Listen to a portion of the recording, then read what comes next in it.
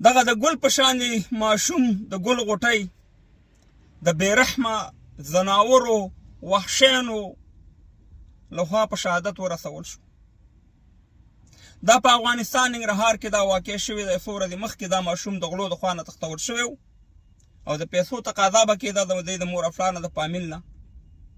د هغې نه وروسته یې دا وروره نن د مړی پیدا شو او دا شهید کړی. الله دې د دې مور او پلار ته زړه صبر ورکړي، لکه د زړه غوښې دي اولاد د زړه غوښې دي. خو زمونږ د اوسني نظام نه دا غوښتنه ده موږ د پاره ټول افغانستان یو رقم دی. که په ننګرهار کې دا واقع کېږي، په هر ځای کې کېږي، په کابل کندهار کې کېږي، په هر ځای کې کېږي. ستاسې دې په خدای قسم وي چې دا غله چې دا خلک ماشومان تښتوي د پیسو دپاره، دا یو منټ هم مه پرېږدئ، په دې سر سرې وولئ. که ښکاره یې نه شي راځوړندولی او د نړیوالو نه یېرېږئ، نو دومره خو کولی شي چې په دې سر سرې پټ پټ وولئ او ورته چې معلوم دی چې چا ایشتلی.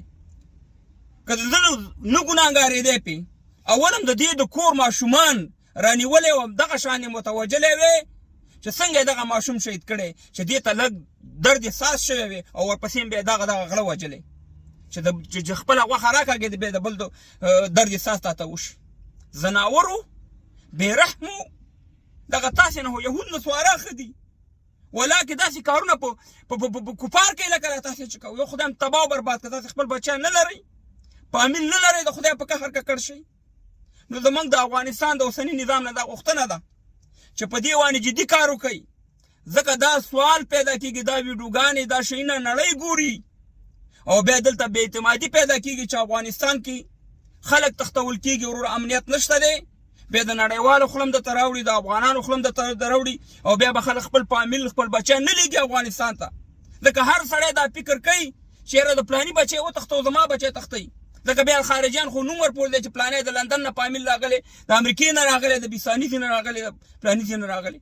نو ډېر جدي کار په دې باندې وکړي د افغانستان اوسني نظام والا ته وایم چې په هر ولایت کې وي دغه کسان پرې نه دي ژوندي. محکمه به خپل کار کوي، پټې ولې وته بس نامعلومه خبره ختمه. او زه خصوصا د ننګرهار د والي صاحب نه غوښتنه کوم، د خپله د ننګرهار کې یم د کامې ولسوالۍ یم. کامه ولسوالي هغه ده چې 20 کاله په جمهوریت کې تاسې وکړه چې په افغانستان کې څومره جنګونه او بې امني وه، خو یقین وکړه چې د کامې ولسوالي خپل هغه دغه ورکړی دی، امتحان یې ورکړی، بالکل امن کې وه، هېڅ واقع یو نیم واقع که شوي. اوس هلته هم بعضې اوازې دي، بعضې خبرې زاورم.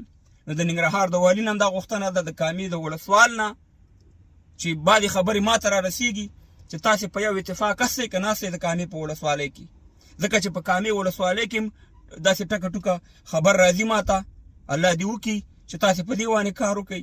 افغانان ورونو د 4 کاله 5 کاله یقین وکړه په جمهوریت کې زه لا نړم افغانستان ته، په خدای یقین وکړه چې د دې تښتولو د وجې د دې غلو د هېرې وجې بل هېڅ مشکل نه و. دا به مې په ظاهر ذهن کو که زه د هوایي میدان نه ووتمه ما به ورور څوک وتښتېده که د لندن نوم راپور نه ختې. خبر خو نه وي چې زه پیسې لرم که نه لرم. نو خبره دا ده چې د اوسني نظام نه دا غوښتنه ده چې په دې کار وکړي او دغه ظالمانو ته داسې سزا ورکړي چې آینده دپاره بل بیا دا کار ونه کړي، دا جرأت ونه کړي. او دا ستاسې نظام دپاره ډېره خطرناکه خبره ده د افغانستان اوسني نظام دپاره. افغانستان ښه طرف روان دی، د پرمختګ په طرف باندې او د امن په طرف باندې، او دا کېدای شي پردی کړی وي، دې ته هم ستاسې توجه غواړو. الله هم تباه او برباد کوي غلو. خدای هم خپل بچیان داسې کباب کا چې څنګه هم دا ماشوم کباب کو، د ګل غونده کې ماشوم دی، خدای هم په زهر ماړه که چې تاسې پردو بچي تښتوئ د پیسو دپاره.